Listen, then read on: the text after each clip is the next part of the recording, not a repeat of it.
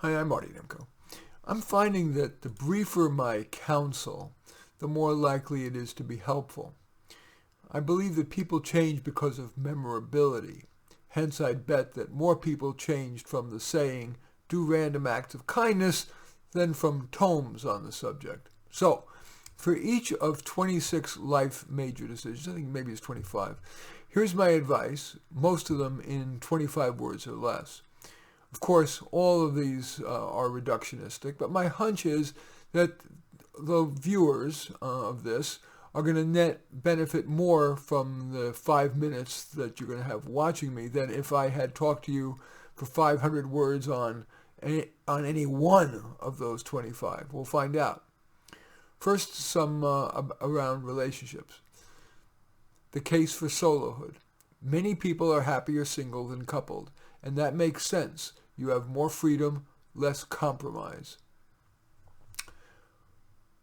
Don't couple just because that's the expected thing to do. Next one, finding Mr. or Ms. Right. One size doesn't fit all. Look at your track record as well as project forward. How much should you use apps, setups, courses, vacations? Is he or she the one? After infatuation's fog is lifted, you're in a better position to assess whether the person is kind, smart, ethical, self-supporting, lacking in a fatal flaw, and that you love him or her. Parenting wisely. Only some kids need firm limits. With misbehavior, default to expressing disappointment in the child rather than jumping to punishment. Divorcing. Try to resist lawyering up. Try out 2 mediators, one of your choice, one of your partners. Now a couple of pieces of advice regarding food. What to eat? So much is healthy, delicious, and fast to prepare, and cheap. Broiled meat, steamed veggies, both of which will be spiced to your taste, exactly what you like. Salads with your favorite things in it, fruit, yogurt, oatmeal, tuna, peanut butter. At restaurants. Mainstream restaurants taste better and are much cheaper than frou-frou joints. At least most people feel that way. Don't let status make you eat stuff that you like less and cost you more. An approach to prudent non-deprivation at a restaurant: 1 piece of bread, your favorite but low-calorie entree, and share a dessert. Now some advice around aspects of work. Choosing a career? Scan the index of the Occupational Outlook Handbook and or my book, Cool Careers for Dummies, or Careers for Dummies, the new one is Careers for Dummies. Read profiles of interest, and for any careers that still intrigue, check out the resources that are listed at the end of the profile. Landing the job. If you're a good networker and cold caller, use those to land a job. If not, create a solid yet honest resume and LinkedIn profile and answer well-suited ads explaining why you're a great fit. Starting a business. You boost your odds with a low investment, low status business. The competition is weaker. My longtime favorite idea in this regard, gift cards. Selling sports swag, holiday gifts, umbrellas, the rainy season, the rainy times. And you put them in office building lobbies. Work-life balance. If your job is unalterably worse than your home life, emphasize the life part of work-life balance. If your work life is better than your home life, emphasize that. Managing your time. Ever ask yourself, should I do this? And how can I be efficient at it if I choose to do it? Avoid time sucks, too much TV, sports, long unnecessary trips. Managing your stress. Frequent few-second stretch and breathe breaks reduce stress more than frequent days-long vacations. And have perspective. How important is this really? Running a meeting. Most meetings are unnecessary. Use email or Slack to send information and to solicit input. Meetings, always with a tight agenda, sent in advance, are mainly needed for time-sensitive group input. Writing? Clarity and concision above all. Public speaking, no memorization, no reading. Only a few talking points with examples or anecdotes, using an index card to keep you on track. Around money. Spending.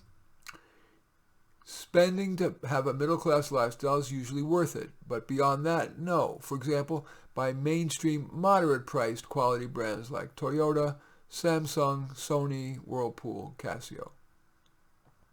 Education. Unless your child can, without sacrificing a decent high school life, get into a Harvard or a Stanford, he or she may be best off spending the first 2 college years living at home and attending a local community college. Not only is the cost dramatically lower, instruction and actually life at home versus in the potentially dangerous dorms tends surprisingly to be better, and it's usually easier to transfer to a brand name college as a junior than as a freshman, and your child will get that brand name on the bachelor's degree diploma, which is where it counts. Around saving, the BlackRock LifePath and Vanguard All-in-One series of funds are widely recommended. Most people should first fund their tax-advantaged retirement plans, 401k, IRA, Roth IRA, 457, which all can be placed in one of those, either BlackRock LifePath or Vanguard All-in-One funds. Giving wisely. Give to organizations that serve people with high potential to benefit and to contribute. My favorite, high-achieving kids in poor schools. Though not tax-deductible, give to high-potential individuals. A couple of tips on recreation regarding playing sports. Try to do well, but don't throw your golf club. Try to win, but not at all cost. Ethics first. Also support your teammates and your opponents. Learn to play music by ear.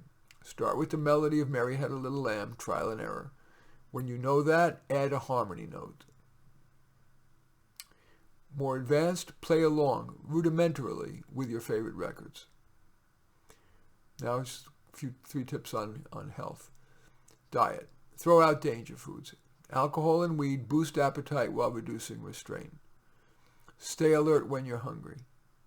Rehearse. Only moderate portions. Eat only until you're not hungry. Exercise. Aim for moderation. Walking may well be better than running. Exercise 30 to 45 minutes most days. You can break that up into bits. To make it easier, walk from home or work. Maybe make exercise prerequisite to dinner. Substance abuse, including tobacco. Many people abuse out of boredom. Find healthy substitute activities. If your friends are abusers, should you make new friends? And finally, a word about housing. Where to live. People pay a hefty price to live in a middle-class area in a coastal metropolis. Make the single decision to live in a lower-cost locale not only saves a fortune over your lifetime, but may actually yield better quality of life. Less traffic, crime, and taxes, more reliable public schools, closer sense of community. For example, you might consider college towns such as Eugene, Oregon, Burlington, Vermont, Amherst, Mass., Charlottesville, Virginia, Ann Arbor, Michigan, Asheville, Chapel Hill, or Durham, North Carolina. I've just tried to offer you a buffet of ideas. Is there at least one that you'd like to sample? In any event, I do thank you for watching. I'm Marty Nemko. I welcome your thumbs up and accept your thumbs down. I always look forward to your comments and especially like it if you hit the share button below. Share on your social media so that my efforts can have broader impact. And I am flattered if you choose to subscribe to my channel. In any event, I do thank you for watching. I am Marty Nemko.